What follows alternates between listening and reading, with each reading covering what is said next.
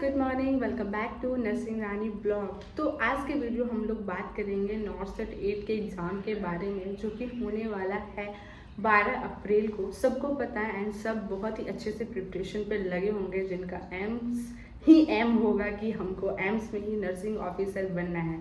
तो अभी बचे हैं ओनली 20 डेज। तो ये 20 डेज में आपको क्या करना है, क्या नहीं करना है, क्या चीज़ को नेगलेक्ट करना है अभी के टाइम में, क्योंकि जो अभी टाइम है वो बहुत ही, क्या बोलते हैं, अगर शुद्ध वर्ड में बोलेंगे तो महत्वपूर्ण टाइम है अभी का टाइम। इस टाइम को अगर हम लोग ख़राब कर दिए तो शायद हमारा रिजल्ट भी ख़राब हो जाएगा। तो चलिए आप इस टाइम को कैसे यूज़ करें इसके बारे में बात करते हैं। हे गाइस, एंड ये वीडियोस उन लोगों के लिए भी है जो न्यू बिगनर्स है एंड जो नॉर्सेट के न्यू बिगनर्स हैं एंड जो बहुत बार एग्ज़ाम अटेम्प्ट कर चुके हो और वो सोच रहे हो कि मेरा एग्ज़ाम तो होगा ही नहीं। ऐसा नहीं है, हाल आज तक हार नहीं मानना है, आपको एग्ज़ाम देना है।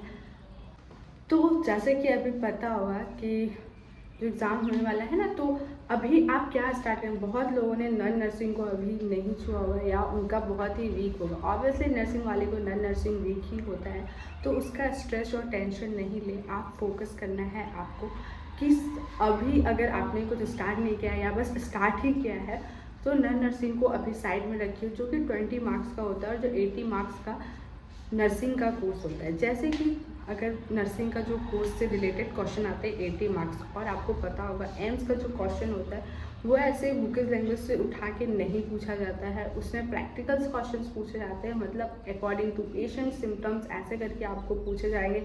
इस पेशेंट को ये हो रहा है, इस पेशेंट को ऐसा मतलब दिख रहा है, तो क्या रीज़न हो सकता है। तो आपको क्वेश्चन बहुत ही समझने का अभी मतलब समझना पड़ेगा। इसके लिए क्या करना पड़ेगा, आपको ना जितना से जितना क्वेश्चन प्रैक्टिस करना होगा। आप थ्योरी पढ़िए, उसके बाद आप क्वेश्चन प्रैक्टिस करिए, तो ही आपका जो है ना स्ट्रॉन्ग, और जो अभी डर होगा कि मुझे तो कुछ याद ही नहीं रह रहा है, मैं तो सब भूल जा रही हूँ, ये सबके साथ होता है, सिर्फ आपके साथ नहीं हो रहा। सबको लगता है यही कि कुछ याद नहीं है, या मैं भूल जा रही हूँ या भूल जा रहा हूँ, मुझे तो कुछ याद ही नहीं है, पता नहीं एग्ज़ाम में क्या होगा।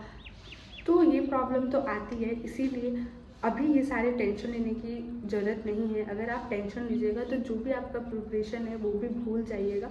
तो जितना आपके पास प्रिपरेशन है वो आपको अच्छे से, क्योंकि प्री में आपको क्वालिफाई करना है, ठीक है। उसके बाद आपका मेंस के लिए टाइम देगा, जैसे कि 2 मई को एग्ज़ाम होने वाला है, तो आपके पास टाइम होगा। तो उस टाइम आप और अच्छे से नर्सिंग, क्योंकि मेंस में वाले नर्सिंग का क्वेश्चंस आएंगे, तो आप नर्सिंग का अच्छे से प्रिपरेशन फिर से कर लीजिएगा। लेकिन मेंस में आपका ज़रूरी है क्वालिफाइंग मार्क्स, क्योंकि जब तक आप मार्क्स क्वालिफाई नहीं करेंगे, और वैसे भी क्वालिफाइंग मार्क्स का मतलब ये नहीं कि बस क्वालिफाई अगर 40 परसेंटाइल बोला है तो वही लेके आ जाए, नहीं।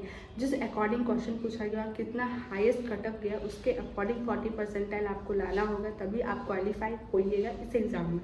तो ये रहा कि कुछ चीज़ें जो कि अभी डर और फोकस करना, और अभी क्या चीज़ें में अवॉइड करना है वो भी मैं बता दूं। कि अभी जैसे हमारे पास बहुत ही ज़्यादा डिस्ट्रैक्शन होता है, इस एज में भी बहुत सारा डिस्ट्रैक्शंस आते हैं।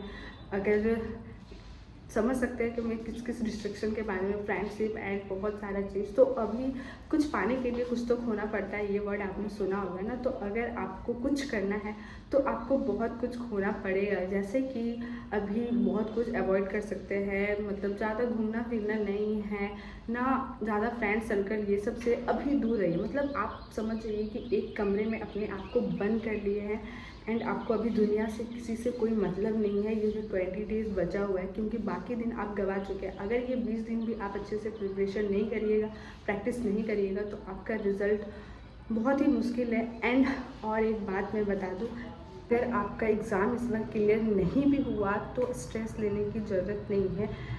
बोला जाता है ना, भगवान के घर में देर है बट अंधेर नहीं। अगर आप अच्छे से प्रैक्टिस कर रहे हैं, आप अच्छे से पढ़ रहे हैं, तो एक दिन आपका जो फल है वो मिलेगा मेहनत का। मेहनत करते रहिए। आई नो होप्स नहीं खोना है कि मेरा नहीं हो पाएगा या हम नहीं कर पाएंगे, ऐसा कुछ नहीं होता।